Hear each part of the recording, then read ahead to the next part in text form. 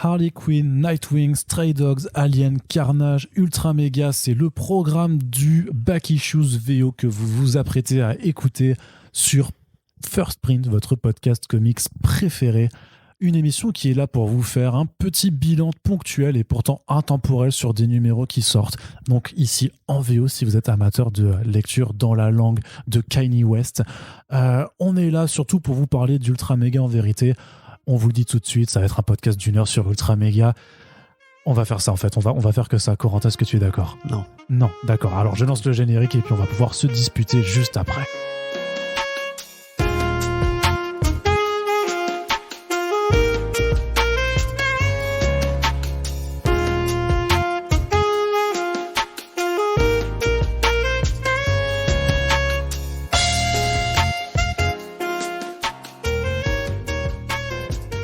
Je tiens à te rappeler qu'on dit Kanye West et pas Kanye West. Ouais, mais je sais, mais... Oui, c'est dans les South Park en fait. Oui, mais après tu peux comprendre que j'ai des problèmes de prononciation.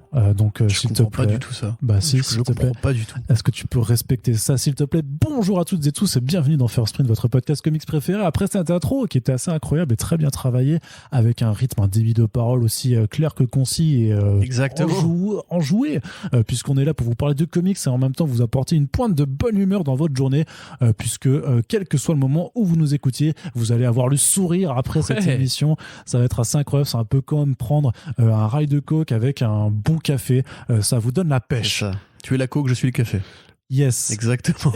C'est un peu là-dessus. Sans plus tarder, Corentin, on va commencer tout de suite notre petite revue de comics VO. Tu as déjà sniffé Arnaud Kikou ? Avec, c'est pas la question. Je veux dire, est-ce que quelqu'un dans l'assistance a déjà sniffé Arnaud Kikou ? Ah, ça, c'est pas sûr. Est-ce que ça pique un peu les narines de sniffer Arnaud Kikou ? Ça dépend quelle partie du corps tu mets en poudre. Mais là aussi, c'est un autre débat qui n'aura pas lieu dans ce podcast, Corentin. Harley Quinn numéro 1 est sorti il y a peu chez DC Comics avec une nouvelle équipe créative, puisque donc chez DC, au courant du mois de mars, nous sommes dans l'Infinite Frontier. On vous avait fait un précédent back issue juste pour vous faire un petit peu le bilan de Future State et vous dire ce qu'on avait pensé du numéro du one-shot d'introduction. Donc là, on s'intéresse à quelques nouvelles séries. Swamp Thing, par exemple, c'était excellent. On vous l'a dit dans un précédent podcast. Et donc là, Harley Quinn, c'est écrit par Stephanie Phillips et c'est dessiné par Riley Rossmo. Alors Stephanie Phillips avait déjà écrit les 2 numéros Harley Quinn de Future State qui étaient plutôt cool, et notamment en plus parce qu'ils étaient dessinés donc par Simone Di Meo. Merci Corentin de m'avoir laissé dans la panade tout seul. Voilà, c'est ce qu'on appelle monsieur de We Only We're Dead. Ce qu'on appelle un faux frère, hein, c'est le mec qui te laisse tout seul quand t'es dans les difficultés. Et donc Riley Rossmo, un dessinateur que personnellement j'apprécie particulièrement. Voilà. C'est un garçon alors, Riley Rossmo. Oh, bah oui. Je peux pas. Riley, tu vois, ça pourrait... Oui, non, pardon. Oui, c'est vrai que moi, j'ai jamais eu de questionnement sur son genre. Donc, oui, c'est un monsieur voilà, qui a fait des one-shots qui étaient assez spectaculaires sur Metal et qui étaient souvent les meilleurs trucs qui sortaient un petit peu de Metal. Il a fait du Batman à plusieurs reprises, même avant ça. Oui, on l'avait vu sur des numéros ponctuels. Il avait fait un titre chez Vertigo, inédit en France, dont personne ne parle plus jamais, qui s'appelle Deathbed, pourtant qui était vraiment mortel, avec un vrai propos sur la narration, sur le métier sur le fait de raconter des histoires, qui était, en plus toi ça te plairait parce qu'il y a une forme de parodie d'Alan Quatermain de la Ligue des Gentlemen dedans, qui est vraiment mortel. Non mais vraiment faudra qu'on en reparle. T'as un truc de vieux toi, Corentin, ben voilà, il y a Quatermain dedans. Non mais c'est pas un truc de vieux, et justement Riley Rossmo qui a notamment une façon un découpage absolument génial, parfois un peu fouillé, mais quand même, enfin voilà, il y a une patte graphique, tout le monde n'aime pas et tout ça, mais en tout cas moi j'avais envie qu'on en parle un petit peu. Mais Corentin, alors de quoi ça parle? Riley Rossmo qui avait aussi fait d'ailleurs les Infinite Frontier sur Suicide Squad, la Légion. Pardon, tout à fait, qui était bordélique au possible, qui était bordélique mais qui avait des bons designs. Et donc là ça parle, c'est la suite / le spin-off de Joker War, puisque donc qui était le gros arc de James Tynion Ford. Tout à fait, voilà, d'introduction on va dire sur son Batman, où il a du coup ramené le Joker avec une sorte de propos sur les armées de clowns, enfin des suiveurs de clowns du Joker, pourquoi je dis Joker ? Le Joker qui se répandait un peu dans la ville, donc voilà, crise sociale, baston, etc., blockbuster. Là, quelque part, évidemment, Harley, qui maintenant est plus ou moins considérée comme une figure positive officielle, c'est-à-dire que c'est plus une super méchante, c'est plus une anti-héroïne, c'est une héroïne qui juste apprend à devenir gentille, va être recrutée par Batman pour être un peu ses yeux et ses oreilles dans la ville avec les différents membres de la Bat Family. Ça ne va pas si bien se passer, puisqu'évidemment, justement, dans l'aftermath de Joker War, tout le monde se méfie un peu des clowns. Harley Quinn, qui a cette historique avec le Joker aussi, est forcément un petit peu catalogué par la population. Mais elle essaye de faire le bien, et donc voilà, c'est comme ça que ça commence un peu, avec Batman qui est un peu méfiant, mais qui a envie de lui faire confiance. Alors, moi, je vais pas être très positif là-dessus. Je trouve le numéro... C'est une posture intéressante, mais pour moi, qui prend pas encore assez de distance avec le volume de Connor Palmiotti. L'intérêt principal, c'est que c'est en canon, contrairement à la continuité de Connor Palmiotti, qui était vraiment une continuité très à part. Le style de Rossmo, je trouve qu'il est intéressant. Enfin, quand le numéro commence, t'as un plan en pied d'Harley Quinn où il lui fait justement ce côté un peu creepy sexy, tu vois, parce que c'est vrai que c'est un mec qui fait du creepy, qui fait de l'horreur, qui fait du chibi, mélangé à du conte pour enfants grinçant, on va dire. T'as déjà vu le Swamp Thing qu'il m'a dessiné ? Le comment ? Le Swamp Thing qu'il m'a dessiné. Non, j'ai pas vu le Swamp Thing. Il faudra que je te montre, qui est magnifique. En plus, ça m'intéresse. Ouais. C'est ce qui est assez incroyable, parce que d'habitude, les trucs dont je parle à Corentin m'intéressent généralement assez peu. C'est ça. Du coup, je suis surpris là, tu vois. Ouais. Donc voilà, tu te dis effectivement qu'il est taillé pour un personnage comme Harley, parce que c'est effectivement la définition même de Harley, le côté creepy et sexy, qui avait déjà du coup mis en avant plutôt même Amanda Conner. Sauf que ça marche pendant quelques pages, et puis en fait après on voit qu'il est très inégal peut-être parce que c'est pas un mec qui travaille en mensuel, je ne sais pas, sur sa gestion des visages notamment. Il y a des têtes qu'il fait Harley qui sont pas forcément très bien fichues, il y a même des incohérences de coupe de cheveux d'une case à l'autre des fois. Je trouve ça à titre assez personnel léger, et pour connaître un peu plus son parcours, je trouve que c'est vraiment pas le Rossmo meilleur de sa forme. Ouais, c'est ça. Tu verras sur Deathbed encore une fois, mais vraiment c'est un Quatermain. Voilà. Du coup, cette série est trop cool, c'est dommage que personne n'en parle jamais. D'accord, lisez Deathbed en VO si vous pouvez. Mais après voilà, son Batman est assez intéressant. Par exemple, tu vois ce côté très imposant, un petit peu TAS, tu sais, qui est défini par sa cape et par son cou. Trop bien un petit peu vulturien. Et qui permet quelques très bonnes idées de découpage encore, parce que lui il est vraiment fort là-dedans. Tu vois, ce flashback dans l'ombre, voilà, dans l'ombre de la cape de Batman qui est mortel. Tout à fait. Mais voilà, après, je te dis, moi, scénaristiquement, le problème, c'est que Harley Quinn, c'est un personnage qui est important pour DC Entertainment en termes de marque. Il faut toujours qu'elle ait une série. Là, ils refont des connexions avec Punchline, avec Joker. Je pense qu'on peut passer à autre chose maintenant. Ça commence vraiment à me fatiguer. Parce qu'il faut quand même dire un truc sur Punchline, c'est que on s'en bat la race. En fait. Voilà. Arrêtez. C'était pas une très bonne idée. C'est toujours pas une bonne idée. Son backup, elle a un backup là qui est dans la série The Joker, justement. L'arc principal est pas, en tout cas sur le premier numéro d'ailleurs, bref aparté, qui était plutôt cool, je trouve, parce que ça avait un vrai côté en fait polar à la Seven machin, où en fait c'est justement s'intéresse à Gordon et pas à Joker, donc pour le coup c'était plutôt cool. Par contre, t'as un backup qui est dessiné par Mirka Andolfo, mais qui est pas bien dessiné. On l'avait déjà noté, tu sais, non, en fait on l'avait pas noté, je sais plus. Non, c'était Emmanuel Lupacchino dont le dessin était trop bizarre sur son segment Future State. Là c'est pareil, tu sens qu'Andolfo elle est pas du tout impliquée, c'est moche, et vraiment Punchline, on s'en fout. Mais en fait, j'ai l'impression que c'est une sorte de... c'est une aparté du coup, mais c'est une sorte de d'os à ronger aux mecs qui sont nostalgiques de la relation Joker-Harley, en fait, tu vois. Elle a une nouvelle copine, en plus elle fait manga, et je pense que justement pour cette génération qui a grandi avec TAS, ça fait une sorte de connexion mi-Electra en violet, mi-nul. Ouais, je sais pas, moi je trouve même que le design est claqué. Le design est pourri, parce qu'en fait c'est une nana qui ressemble à une ninja, mais qui a juste un petit nez rose, et un petit nez rouge qui fait Joker. Enfin, c'est ridicule. Moi j'aime pas cette idée, voilà. On n'aime pas ça. Et le Joker War en général, désolé, je sais qu'il y a plein de gens qui aiment bien ce que fait Tynion de Batman. Moi j'avoue que j'ai vraiment du mal, justement par rapport à ce qui a pu faire, même par rapport à Scott Snyder, je trouve que c'est redondant. Ça fait vraiment le Batman de David Finch ou de Tony Daniel à une époque. Enfin, c'est très gris, c'est très bastonneux, il n'y a pas grand chose de nouveau, à part des nouveaux personnages qui sont plein de nouveaux personnages. C'est là justement le fait que ce soit en continuité avec ça me rappelle juste que c'est un peu dommage, dans la mesure où justement la Harley de Future State avait un peu sa part à elle, on va dire, avec un propos sur le côté psychopathe, le côté Hannibal Lecter et tout. Là, oui, voilà, ça devient une membre de la Bat Family comme d'habitude, qui joue sur son côté mignon et son côté un peu maladroite et un peu gamine pour être attachante. Mais j'ai déjà lu ça. Quelque part, je l'ai même trop lu, je trouve. On a quand même eu Breaking Glass, tu vois. Moi, je suis désolé, je reviens encore à ça, mais qui montre qu'on peut faire Harley autrement. On peut faire Harley, une Harley plus réaliste, une Harley plus intéressante, plus attachante, sans forcément se réfugier dans le gimmick. Et là, le problème, c'est que Harley, c'est aussi l'héroïne de The Suicide Squad, enfin une des héroïnes, elle a sa série animée sur HBO Max, et donc il faut quand même qu'on reste dans les canons d'une Harley Quinn très, très conventionnelle, en fait. Surtout Nami pour la diffusion française. Et c'est très bien. Même, d'accord. Non, mais parce qu'il n'y a pas HBO Max en France, donc il faut dire là où les gens peuvent le regarder en France. Tout à fait. Donc il faut qu'on reste dans cette lecture conventionnelle qui, en plus, c'est une sorte d'entre-deux entre Paul Dini et Amanda Conner Palmiotti. Donc non, moi franchement, je me suis pas très vraiment amusé pendant ce numéro, et je trouve même que Rosmo était pas un très bon niveau là. Non, il est pas à son meilleur niveau. Après, moi, je trouvais que c'était quand même plutôt cool de l'avoir dans cette nouvelle optique, justement, parce que moi, ça m'avait gonflé vraiment comme pas possible le Conner Palmiotti à la fin. Genre, je le lisais plus, quoi.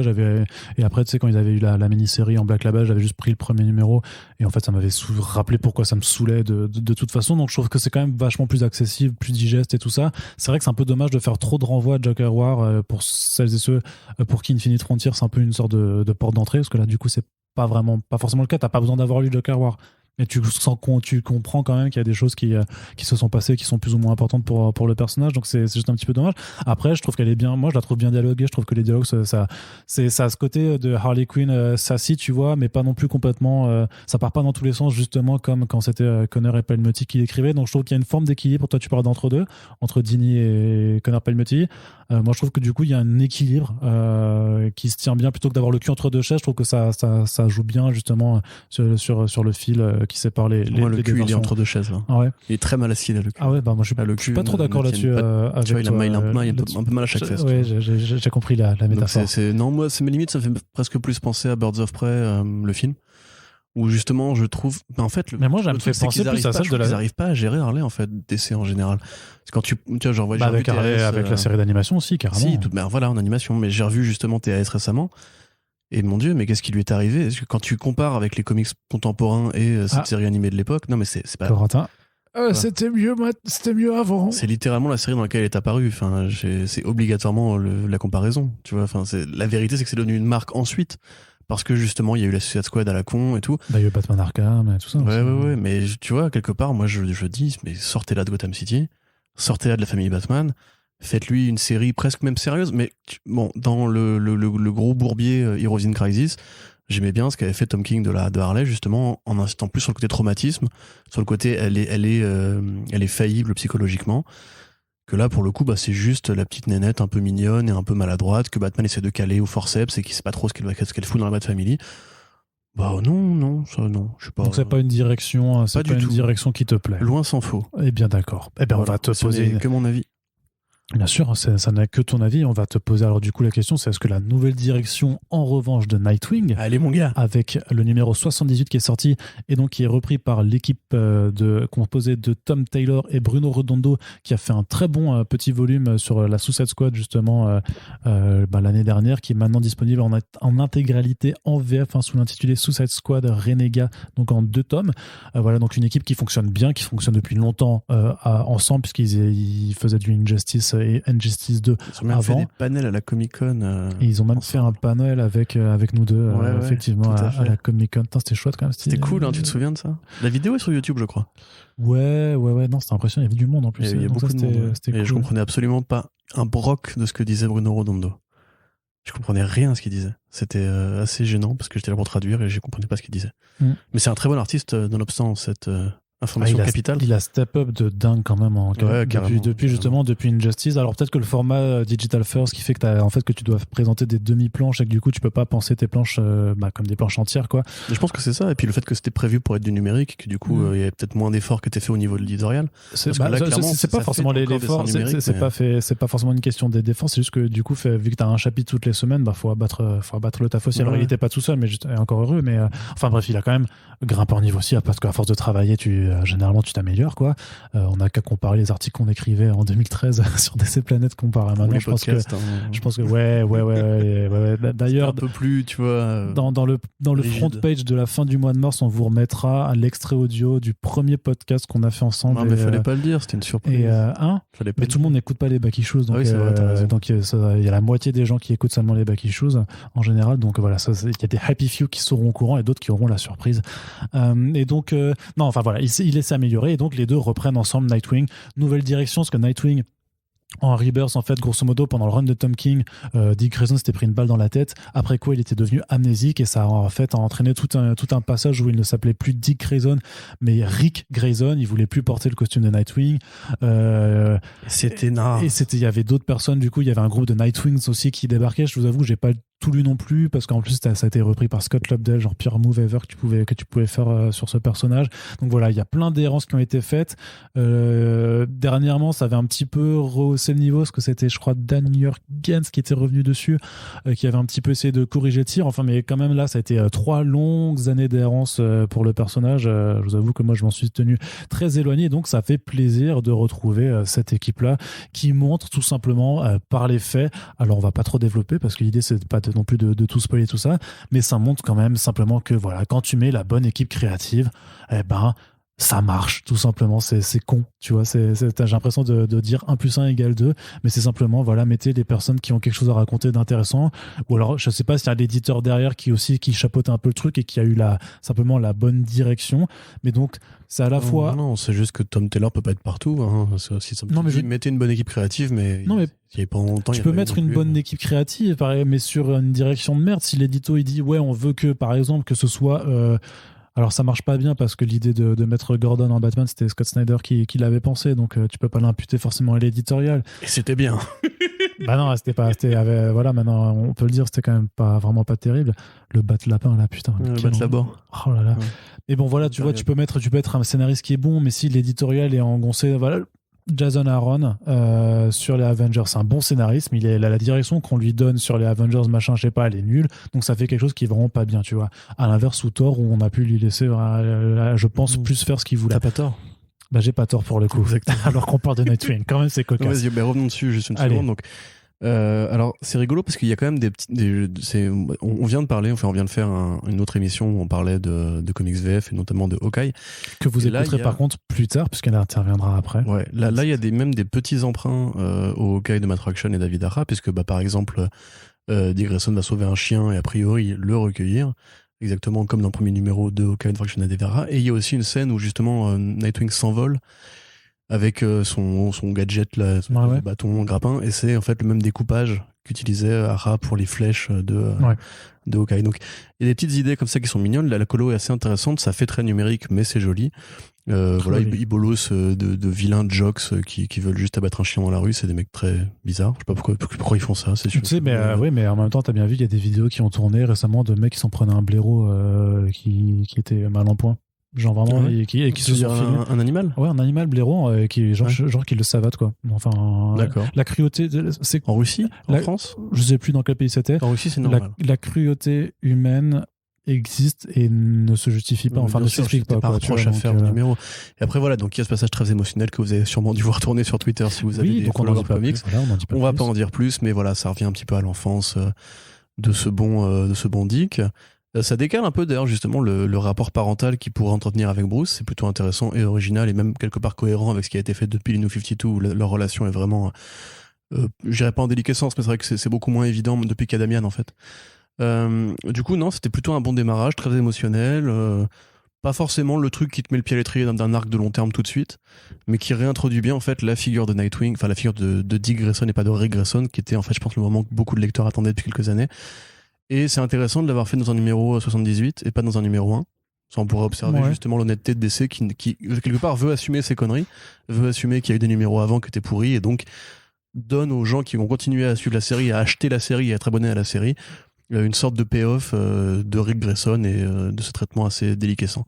Donc c'est plutôt cool. Et de toute façon, voilà, comme on l'a déjà dit, Tom Taylor, c'est vrai que moi j'ai toujours eu un peu de mal avec Injustice, mais Hellblazer, voilà, ça tue, la Suicide Squad, ça tue, son Nightwing, ça tue. Je pense que le mec a prouvé qu'il avait plus grand chose à prouver.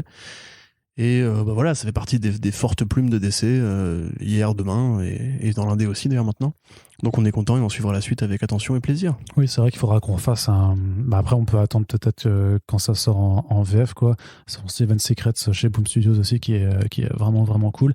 Donc voilà, Nightwing, on recommande. C'était un petit plaisir. Corentin, tu vas nous faire juste un petit point sur Wonder Woman Earth 1, volume 3, pardon, de Grant Morrison et Yannick Paquette, qui est disponible en VO. Je t'avoue que j'ai pas pris le temps d'aller lire. Voilà. J'attendrai la VF. Moi, j'attends la VF. Voilà, le mec qui veut qu'on parle que d'Ultra Méga alors qu'il y a quand même eu la fin de la trilogie de Grant Morrison sur Wonder Woman. C'est vrai. C'est dingo quand même. Alors, et d'ailleurs, c'est un truc qui a été tellement attendu qui maintenant est sorti en quelques années en fait. Mais personne n'en a parlé en fait. Parce que je pense que c'est peut-être pas aussi médiatique que... Non, mais parce qu'en vrai, c'était pas très bien quoi. Non, c'était super bien. T'es sûr? Bah oui, moi je l'ai lu. C'était mieux que Ultra Mega. T'es sûr que c'était mieux que Ultra Mega? C'est différent d'Ultra Mega, ça n'a pas grand chose à voir avec Ultra Mega. Pourquoi tu parles d'Ultra Mega? Quel rapport avec Ultra Mega? Parce que c'est trop bien Ultra Mega. Les gens vont comprendre. Aucun rapport comparatif avec Ultra Mega. Même si Ultra Mega est déjà un petit roman graphique à soi seul, puisque le numéro 1 est au moins de 40 pages, donc voire 50 pages même. Donc j'ai pas compté, mais il y a beaucoup de pages pour un numéro 1.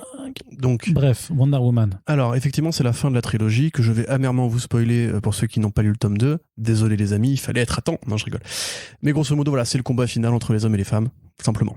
c'est la fin du propos de Grant Morrison qui, c'est d'ailleurs il y a quelques années, enfin quelques temps maintenant, non quelques mois, je sais même plus, déclaré comme une personne non binaire. Oui. Qui expliquait justement dans une interview que c'était intéressant parce qu'il y avait un vocabulaire qui lui permettait d'enfin mettre un mot dessus, parce que depuis il ou elle du coup est jeune, il ou elle a toujours été, je déteste dire il, donc je vais dire il ou elle, il ou elle a toujours été justement intéressé par le travestissement et par la culture gay en fait. Je pense il ou elle a toujours été quelque part bisexuel. La culture queer. La culture queer, tout à fait, ouais, voilà. Plus ça s'est vu, je veux dire, c'est quand même il ou elle qui a inventé, c'est fatigant à dire à chaque fois. Apparemment, tu peux dire il et plus tard dans une phrase suivante dire elle pour justement. Par exemple, vous avez juste compris que l'idée que nous on n'est pas concerné, mais on est sensible à ces questionnements et que donc on veut pas mégenrer tout simplement Grant Morrison. Moi, c'est un de mes auteurs préférés. Enfin, c'est un de mes auteurs préférés, donc je n'ai pas envie de mégenrer. T'as vu, c'est pas mal. Par contre, c'est une vraie gymnastique pour réussir à. Ah oui, on n'a pas été habitué à en parler comme ça non plus. Exactement. Voilà. C'est vrai que oui, voilà, pendant très longtemps, on a connu Grant Morrison en tant qu'homme déclaré homme, donc voilà. Mais cela dit, ça renseigne justement beaucoup de choses sur son rapport aux femmes et sur son rapport à ce propos-là qui est central dans Wonder Woman Earth One, puisque justement, depuis le début, il pose cette allégorie de Wonder Woman, c'est une héroïne, c'est la première héroïne, et c'est l'héroïne de William Moulton Marston qui lui-même avait un rapport très particulier aux femmes de sa vie. Donc on en revient en fait à tout ce qui a obsédé Marston, c'est-à-dire la soumission, le rapport un petit peu sadomaso qu'il entretenait à ce moment-là avec la dynamique de Wonder Woman attachée, la dynamique de accepter d'abandonner ses pouvoirs, de la douceur qui sauve le monde, et en fait que l'homme est en fait amené dans la philosophie de Marston. Si tu veux, à l'époque il avait dit, t'as une blague à faire Arnaud, je vois là. Je suis vraiment désolé. Vas-y. Non mais je mets juste la place des femmes à la cuisine, c'est ça? Non. Tu l'as déjà fait une fois celle-là, hein. J'ai jamais fait ça. Si, dans un podcast d'essai planète que je vais vous ressortir exprès. Oh oui, d'accord, que j'ai raison. Oui, d'accord, fait il y a 10 ans, non. Toutes les femmes de sa vie, du coup, j'imaginais William Moulton Marston dans un clip des L5. Ah, putain, mais tu vois, et moi qui te prends pour un afro-machiste alors que tu fais des bêtes de référence. Bah oui. Et c'est dingue, voilà. Donc effectivement, excuse-toi du coup. Je suis désolé, mais tu l'as déjà fait une fois et je vais retrouver le podcast où tu l'as fait. Ça va prendre des heures, mais je vais le faire. J'ai jamais fait cette blague. Donc Grant Morrison effectivement revient un petit peu sur le fantasme qu'avait Marston justement d'imaginer que Wonder Woman était l'héroïne qui servirait de modèle aux femmes de demain qui domineront le monde, et justement on arrive à ce statu quo là dans Wonder Woman Earth One Volume 3 avec tout un propos justement très inclusif, même très apaisé, qui revient vraiment sur le patriarcat, sur les traits qu'on peut prêter justement aux vrais masculins toxiques, hein. Je ne dis pas tous les hommes, je dis bien les masculins toxiques qui ne supportent pas le mot féministe, ne supportent pas les postures et les revendications féministes, considèrent qu'il n'y a rien à changer et que le monde est très bien comme il est, interprété du coup par le personnage de Maxwell Lord qui est quelqu'un d'autre que Maxwell Lord dans cette BD-là, et ça pour le coup je ne vous le spoilerai pas. Donc c'est super intéressant, c'est la fin d'une réflexion par une scénariste qui s'est vachement engagée sur ces questions-là. Et c'est peut-être la meilleure réponse qu'on puisse trouver justement au premier numéro de Wonder Woman et aux interviews que donnait Marston à l'époque, canonisé dans un volume qui met ses idées en application, avec pareil, un propos sur la bisexualité, sur le gender fluidisme, sur le fait de la tolérance, la pacification, le fait de passer à autre chose, de dépasser les conflits, d'inventer un monde différent. Et un petit peu comme ce qu'avait fait Alan Moore dans Marvel Man, justement un monde qui serait gouverné par une utopie dirigée par des gens de bien, qui certes imposent leur pouvoir par la force, mais qui eux, enfin en l'occurrence elles, ont l'intérêt humain en première ligne de mire et pas l'intérêt capitaliste, parce que là effectivement les femmes ont décidé de se séparer de l'argent par exemple. Donc c'est super cool, c'est vraiment une petite lettre d'intention de la part de une ou un scénariste qui justement a vraiment des choses à dire avec Wonder Woman, et c'est vrai que à lire ce bouquin, on en reparlera au moment qu'on fera le podcast 84, parce que là c'est pareil, hein, il y a Wonder Woman, il y a Maxwell Lord. C'est d'une tristesse effarante de voir ce à quoi on a droit sur les écrans avec Wonder Woman par rapport à la portée symbolique de ce personnage. Quand tu lis Wonder Woman Earth 3, tu te dis que Patty Jenkins, quoi qu'elle soit elle-même, Earth One, t'as repris mon erreur. Quoi qu'elle-même soit une femme, et dans un système hollywoodien qui s'interdit de parler de politique, s'interdit de parler de société à ce niveau-là, Wonder Woman devient juste une sorte de pantin désarticulé qui n'a aucune conviction, aucun message, aucun idéal à porter, alors qu'en comics, ça peut être des trucs qui te parlent du monde réel et qui te permettent d'imaginer en fait un monde différent. Tu vois, exactement comme Marvelman, justement, qui se finissait par une utopie incroyable. En fait, on te dit, mais si Superman existait vraiment, peut-être qu'il ferait ça, en fait, tu vois. Marvelman de qui, du coup? D'Alan Moore. Ah. Je l'ai dit juste avant, pendant que je m'écoutais pas en scrollant sur ton ordi. D'accord. Voilà. Non, c'est juste pour que tu redises Alan Moore, parce que j'aime bien te dire Alan Moore. Voilà. Dark Souls. Ah bah Dark Souls, bien sûr. Mais du coup, ça tue. Il faut lire les travaux de là où le grand scénariste Grant Morrison. Tu peux juste dire, il faut lire les travaux de Grant Morrison, sinon comme ça, t'as même pas. Mais je veux insister sur ce critère-là parce que je pense vraiment justement que pour beaucoup de lectrices qui aiment bien, qui ont bien aimé découvrir le volume 2, notamment il y avait cette conférence où Wonder Woman s'adressait à une femme trans et lui disait que du point de vue des Amazones, elle était considérée comme une femme. D'accord. C'est vraiment important pour comprendre ce bouquin-là d'admettre la transition qu'a opéré le ou la scénariste du bouquin. D'accord, ok. Voilà. Très bien. Eh bien, écoute, Yannick Paquet était en feu, évidemment. Oui, bah, j'imagine quand faut-il le préciser. Tu le voyais déjà dans les planches, effectivement, les compositions. Il y a des kangourous sauvages. Ah, trop bien. Tu te souviens quand dans le volume de Tom King, il y avait un numéro entre Batman et Wonder Woman? Et tu sais, ils combattaient ensemble. Bien sûr, illustré par Joel Jones. C'est ça. Et en fait, il y a une scène où il bouffe une cuisse de poulet. Et où Batman, il dit mon chien me manque. Et Wonder Woman, elle fait mon kangourou me manque. Oui. Et Batman, il fait un kangourou. Il fait, oui, mais elle a eu un kangourou dans. Tout à fait. Sur ça, oui. Et là, toutes les Amazones ont des kangourous domestiques qu'elles chevauchent comme des chevaux. Et c'est trop bien. Ok, mortel. Ouais. D'accord, effectivement. J'ai les kangourous. Je sais plus parce que non, moi du coup, j'avais commencé la VO puis finalement j'ai repris la VF chez Urban, donc je sais pas si je reprends le tome 3 en VO ou en VF, je ne sais pas. L'édition est plus grande en VF quand même, donc c'est un peu ça, justement pour les planches de Yannick Paquet, c'est quand même un petit peu. Parce que tu sais, leur format graphic novel d'Air One en VO, il est petit. Ouais, il est petit. Ouais, il est un peu bâtard, quoi. Bâtard. Eh ben on continue avec de la VO toujours, mais cette fois-ci maintenant, on va passer du côté de Image Comics. On va faire un premier point Image Comics, mais on y reviendra après, puisqu'on va parler de Stray Dogs. Donc un premier numéro qui était sorti là, c'était pas. Alors le deuxième numéro vient tout juste de sortir, mais là on va vraiment parler de l'ouverture, donc qui avait démarré en février. Donc c'est écrit par Tony Fleecs et c'est dessiné par Trish Forstner. Et donc c'est un croisement entre La Belle et le Clochard et Le Silence des Agneaux, grosso modo, pour vraiment faire ces discours marketing de X. C'est un grand écart du coup. Hein. C'est un très grand écart, mais justement qui a ce mérite d'exister, puisque grosso modo, on se place donc chez le maître, un monsieur qui recueille plein de chiens. Il y a plein de chiens partout, et donc il y a Sophie, donc une jeune chienne qui est toute peureuse et tout ça, qui arrive, qui dans cette nouvelle famille d'accueil et qui en fait ne se rappelle pas ce qui est arrivé à sa maîtresse, et tout d'un coup, un moment, se pose l'idée que peut-être que sa maîtresse aurait été assassinée et que le maître en question là l'a recueilli après avoir assassiné sa précédente maîtresse.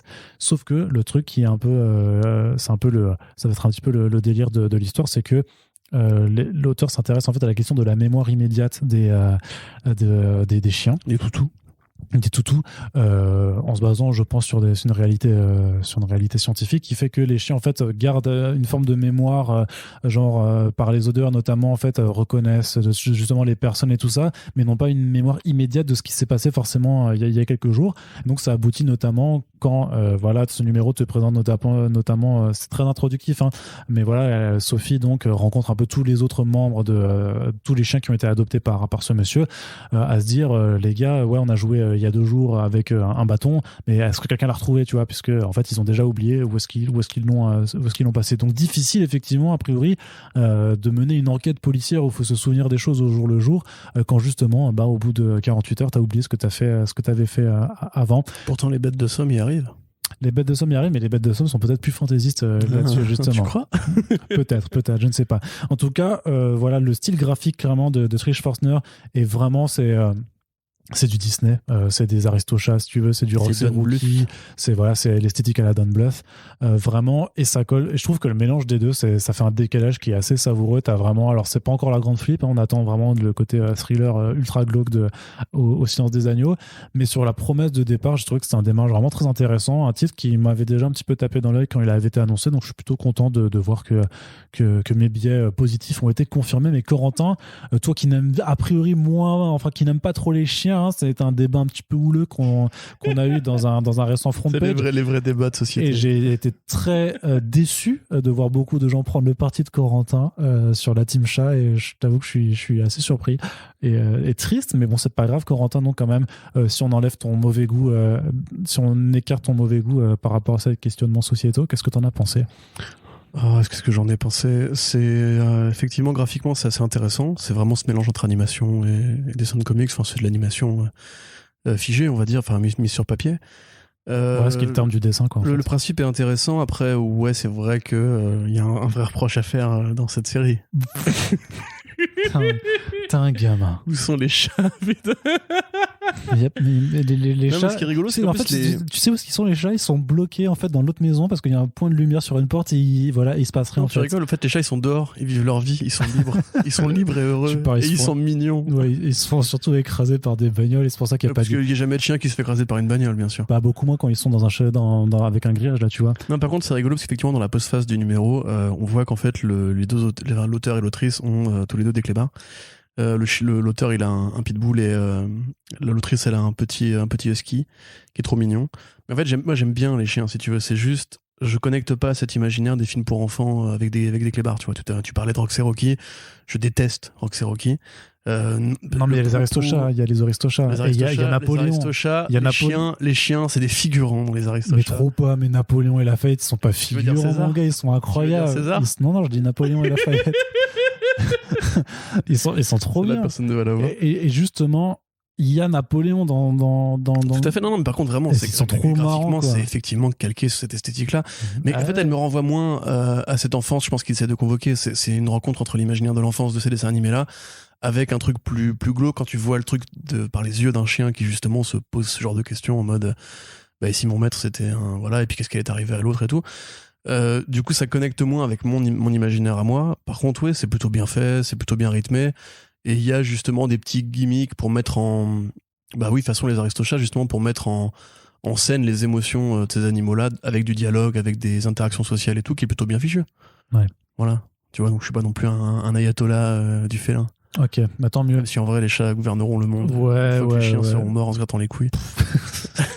À force de courir après leur queue, ils sont morts d'épuisement, tu vois. Je te rappelle que la même intrigue, là, si c'était avec un recueil dans une famille de chats, il se passerait qu'à un moment, il y aura un rayon de soleil qui fera un point sur une porte, et du coup, l'intrigue s'arrêterait là, parce qu'ils seraient tous en train de gratter contre ce truc. Pas du tout. Bien sûr que t'as jamais eu de chat? Et tu le sais, mais bien sûr que j'en ai eu des chats. Le mytho. Toi, t'es un dog personne, ça se voit. Tu me fatigues. Comme tous les Allemands, d'ailleurs. On va pas, mais je suis... Vas-y, mais... Moi, j'abandonne. Tu as baissé les armes. J'abandonne. Bah non, mais qu'est-ce que tu veux dialoguer avec un con comme ça? C'est pas possible. Allez, on passe à la suite, et puis Corentin sort ta salière, puisqu'on va passer au moment salé du podcast. Et une fois n'est pas coutume, c'est parce qu'on va s'intéresser à des titres Marvel. Alors non, justement, vous comprenez, notamment quand on revient sur les titres VF, on essaie justement de sectionner les choses chez Marvel qui nous ont plu. Là, il y a forcément des impératifs un petit peu éditoriaux qui font qu'on doit s'intéresser à quelques numéros, on va dire, qui font un peu l'actualité chez la Maison des Idées. Et justement, la Maison des Idées, ouais. La Maison des Idées, c'était de donner une nouvelle série à Alien, puisqu'ils ont récupéré les droits de Dark Horse. Donc c'était évident qu'à un moment ou à un autre, une nouvelle série Alien allait voir le jour.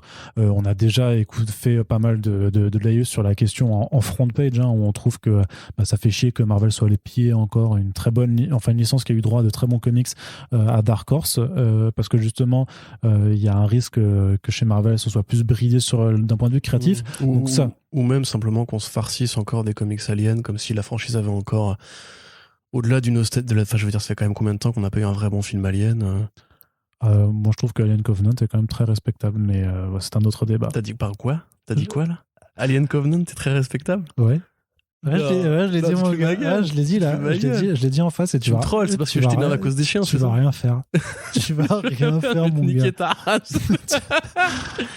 Alien Covenant, c'est le pire film. Mais non. C'est pire que Prometheus. Ah non. C'est le pire film Alien. Mais non, Prometheus, c'est le pire, clairement. J'ai préféré Alien vs Predator Requiem. Affiché. Je vais te dire un 20 truc. sur 20. Tu veux qu'on soit dans les hot takes du mauvais goût, là, et des trucs qui vont scandaliser les gens. Je préfère Alien Covenant à Aliens. Quoi? Ah mon Dieu, mais vas-y, désabonnez-vous. Annulez votre Tipeee.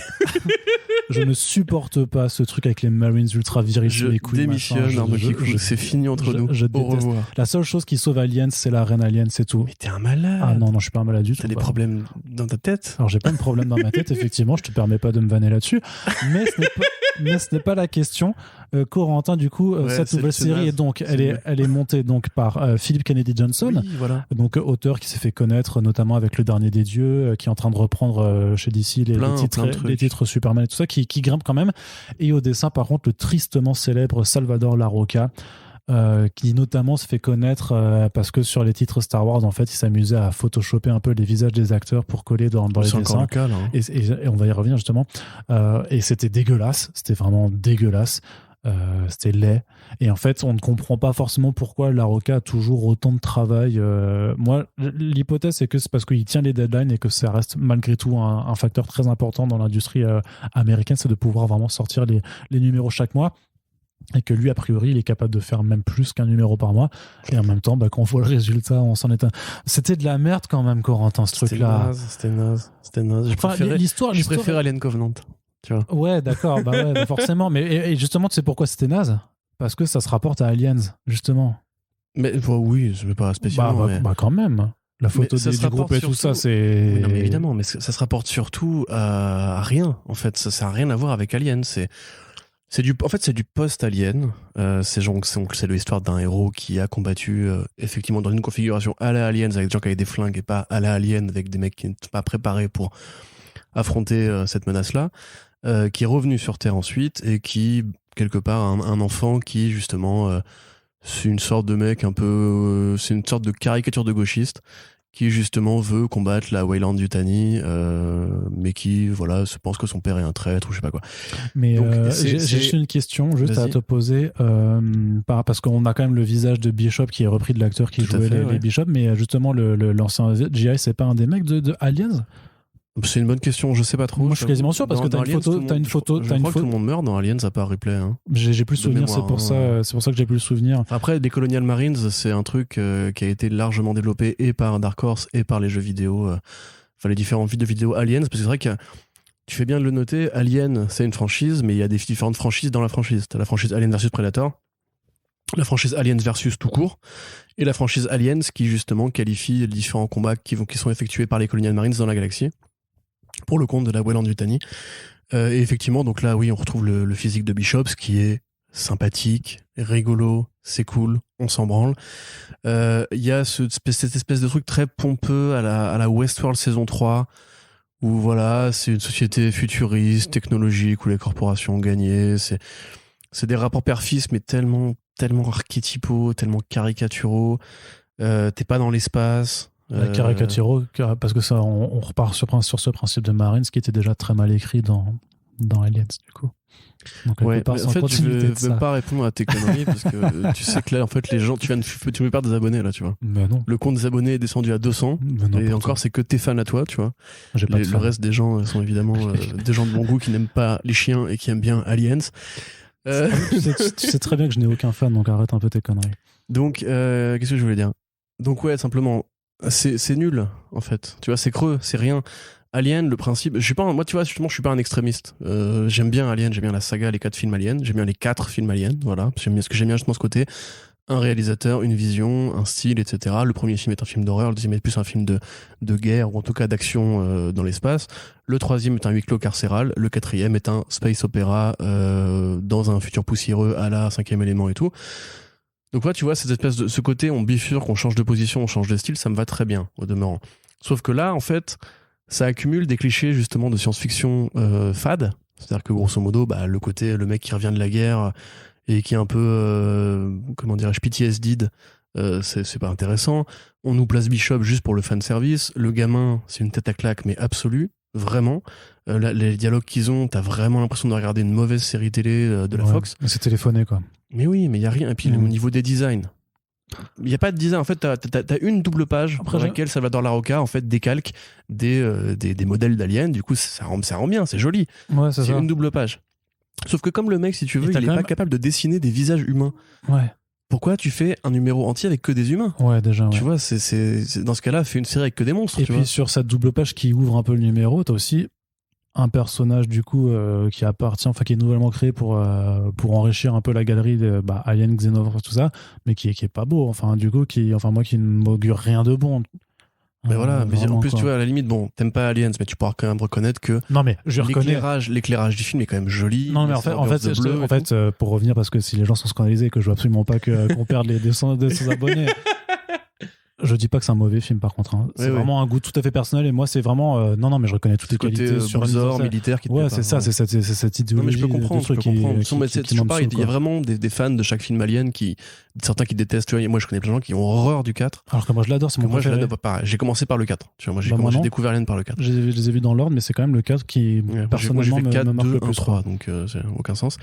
Mais ça qui est bien justement, c'est que tu peux te coller à différents imaginaires. Là en l'occurrence, la plupart des films Alien ont toujours une sorte d'esthétique léger. Tu vois, là t'as la photo de Fincher dans le 3 par exemple, c'est ce côté un peu jaune pisse dégueulasse et tout. Dans le 4 t'as le Jean-Pierre Joly, tu vois, avec ses petites pellicules super. Jean-Pierre Joly. En fait, ils trempent ces pellicules dans une sorte de solution qui leur donne ce côté un petit peu. Non, mais c'est je trouvais le jeu de mots était cool. C'est pas moi qui l'ai trouvé, c'est son vrai surnom et tout. Mais voilà, tout son cinéma est en sépia. Mais tu vois, donc là en l'occurrence, graphiquement, c'est pas Jojo. Enfin, je sais pas qui fait les couleurs, mais c'est fade quoi. C'est faussement réaliste. On dirait vraiment une série télé de bas niveau quoi. Enfin, il y a pas de décor et tout. Et en plus, quand tu pars de Alien, tu penses forcément à un mec qui a été important pour l'art, la culture de genre, etc., qui est H.R. Giger. Qui a fait notamment les interprétations des écrits de Lovecraft, du Necronomicon, qui a fait ces créatures comment on dirait déjà biomécaniques. C'est le studio Guru qui fait. C'était Guru Iru, je crois. Maintenant ils ont changé de nom en fait, ça s'appelle Guru Studio. Du coup c'est tout le côté industriel. Ouais. Mais tu vois voilà, je veux dire les peintures de H.R. Giger quand tu les revois aujourd'hui, c'est toute l'esthétique d'Alien qui a été compilée. Moi j'ai tendance à dire, si tu veux, quand les gens disent que c'est Ridley Scott qui a créé Alien, que c'est faux. C'est Dan O'Bannon qui a écrit le scénario et c'est H.R. Giger qui a créé la créature. Donc Ridley Scott a bien filmé les choses. Le Nostromo est un très beau décor. Ah ouais. Mais déjà à l'époque, Nostromo c'était mieux éclairé que ça. Enfin, c'était plus vivant, c'était plus organique. Là, franchement, tu vois des grandes maisons vides, tu vois des bureaux. Même la scène avec les créatures, mais elle est pas terrible, quoi. Enfin, et puis, ouais, super, ok, des facehuggers dans Alien, mais dis donc, c'est incroyable, ça, je me demande ce qui va se passer. T'avais un mec qui a commenté le numéro qui avait dit spoiler alert, attention, je vous préviens, le facehugger va pondre à l'intérieur. Dis donc, c'est tellement inédit, tu vois, t'as envie de dire, mais ouais, je sais, j'ai déjà vu ça en fait plein de fois. Et je suis désolé, je reviens là-dessus, mais encore une fois, Dark Horse avait été plus loin en termes de ce qu'il pouvait proposer en termes d'imaginaire Alien pour renouveler la franchise. Le simple fait de faire le combat avec le Predator, c'était déjà une nouvelle idée, tu vois. Marvel, qui a tout ce bestiaire de créatures, de personnages, etc., pourrait s'amuser. Mais tu rappelles-toi, quand il y avait eu la transition entre Empire et King in Black, t'avais eu un numéro Road to King in Black, ou je sais plus quoi, qui était là pour faire la transition entre ces deux événements, tu vois. Donc en fait, c'était un vaisseau Skrull qui était attaqué par des xénomorphes, j'allais dire, par des symbiotes. Ouais. Et tu vois, déjà à ce moment-là, c'était vraiment de la vraie horreur spatiale, avec du gluant, avec de l'horreur. En fait, tu as un vaisseau attaqué, etc., les créatures monstrueuses qui se répandent, etc. Ça, c'était déjà plus Alien que ce numéro-là. Tu vois, ce numéro-là, vraiment, moi j'ai l'impression de voir un spin-off de la saison 3 de Westworld en mode très pompeux, en mode monde corporatiste, et relations humaines débiles. Je m'en fous complètement. C'est pas ce que j'attends de Alien, en tout cas pas en 2021. Je pense pas que la série de Noah Hawley ira vers ça, en tout cas j'espère pas. Non. Et puis surtout, ouais, Salvador Larroca, il est mauvais. Il est mauvais. Ces personnages, ils ont aucune substance, ils ont aucune structure. On reconnaît des décalques de visage. Ouais, mais ça c'est toujours son problème. Et en plus, parfois t'as des changements de proportions, mais avec tu regarderas de nouveau, si tu veux, les oreilles de Cruz là, du coup, qui d'une case à l'autre deviennent gigantesques. D'un côté, ça devient Dumbo, tu vois, c'est trop bizarre. Et c'est, enfin, ouais, il y a plein de problèmes. Mais je te dis, c'est parce qu'il le fait à la va-vite, du coup il tient la cadence. Là il a déjà fait 5 numéros au lieu de 3 pour les artistes habituels, et c'est pour ça qu'il continue à avoir du taf, quoi. C'est pas possible autrement, ou alors il a un dos sur Sibi Cebulski, un peu de la même façon que, je sais pas, que Lobdell avait des infos sur comment il s'appelle ce mec qui s'est fait virer là, qui bossait chez Superman.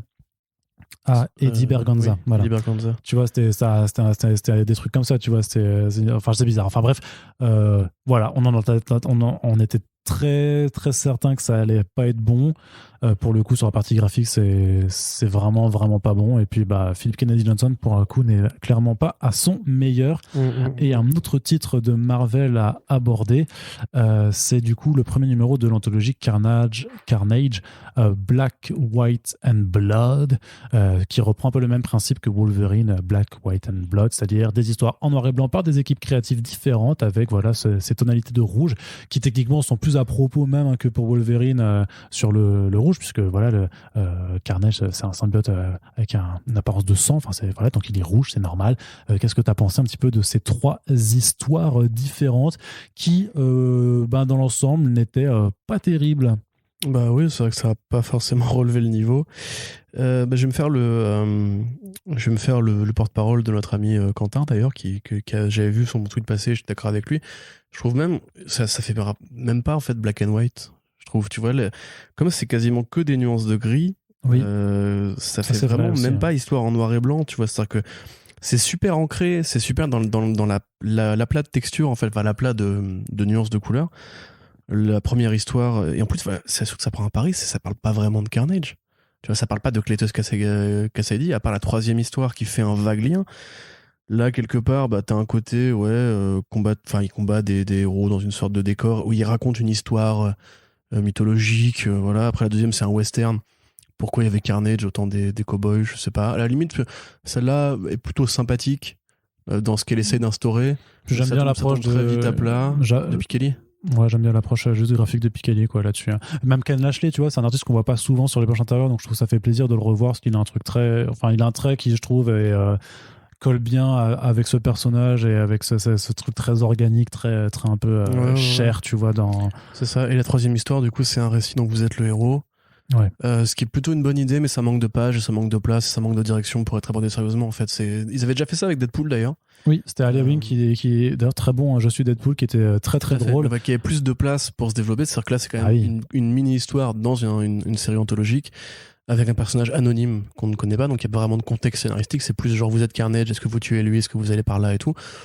Du coup, le gimmick est sympa, mais ça manque. Moi, limite, je me suis pas pris au jeu, tu vois. Je l'ai vraiment lu en diagonale. Enfin, j'ai lu entre guillemets l'histoire. J'ai même pas essayé de jouer au jeu. T'as pas joué au jeu? Ah bah si. T'as même pas pris un dé à 6 faces pour faire tes tests. J'ai une appli, mais j'ai essayé deux chemins entre guillemets, puis je me suis dit, mais en fait, ça va pas changer grand chose, quoi. Grosso modo, à la fin, t'es validé ou tu meurs, quoi. Mais bon, Alors, c'est pas exactement ça, mais justement, on va pas spoiler ce qui se passe. En l'occurrence, moi, si tu veux, j'espérais que cette histoire-là permettrait de mettre en avant le personnage de Carnage dans différents contextes, avec des histoires courtes. Au final, ça se voit tellement que les mecs ils s'en foutent de Carnage qu'ils te parlent d'autre chose que Carnage. Ils trouvent des façons détournées de te dire que c'est pas Carnage qui est important, c'est plus le fait que son costume soit stylé. Et que du coup, regardez, on a pris des bons dessinateurs pour lui faire un costume stylé. Mais je sais que son costume est stylé, je suis content d'avoir des bons dessinateurs le faire. Mais Wolverine, Black, White and Blood, t'as un personnage qui a un vrai historique, tu vois. Wolverine, il a des façons, il y a des possibilités de lui trouver des petites histoires à raconter qui soient intéressantes en tant que petites histoires. Là, le seul truc qui est intéressant dans Black, White and Blood, c'est comment les artistes vont dessiner le costume en sang de Carnage. Et je pense pas que ça vaille le prix que tu payes pour ça, quoi. Très bien. Eh bien, on va... Désolé, c'était du coup le segment négatif de l'émission, mais c'est fini, on ne parle plus de Marvel ensuite. C'est ça, puisque justement, on va conclure ce podcast avec Ultra Mega, le nouveau titre de James Harren chez Image Comics. Donc, Quentin, je vais te laisser présenter le truc. Tiens. D'accord, alors c'est très simple et à la fois très compliqué, puisque c'est assez bordélique pour faire le truc. Alors, en résumé, c'est un héros qui est choisi par une sorte d'entité cosmique un petit peu à la Jack Kirby pour devenir le porteur d'un costume de Super Sentai dans un monde dans lequel des monstres apparaissent aléatoirement, donc des monstres des kaiju, et en fait apparaissent même à son contact. Et donc le premier héros va justement combattre une bonne partie de sa vie, essayer d'avoir une vie de famille à côté, très difficilement, avec d'autres porteurs que lui, et un jour, un gros monstre, on va pas dire qui, apparaît dans sa vie, et c'est entre guillemets le combat qu'il va pas réussir à surmonter. Flash forward de un bon temporel de 15 à 20 ans dans le futur, et on découvre une société qui du coup a appris à vivre sans ses Super Sentai, et ce sera a priori l'enjeu de la série. Donc dès le numéro 1, c'est super violent. C'est étonnamment violent, je trouve, pour une série kaiju. Ouais.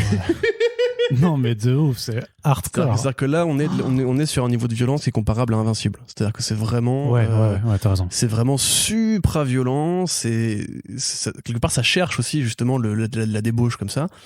C'est aussi assez... Alors lui, justement, l'auteur compare ça à Evil Dead. Je crois voir ce qu'il veut dire dans le côté absurde de cette espèce d'horreur mélangée du combat, tu vois. Par exemple, quand le héros se transforme et qu'il redevient humain, il a une grosse tête.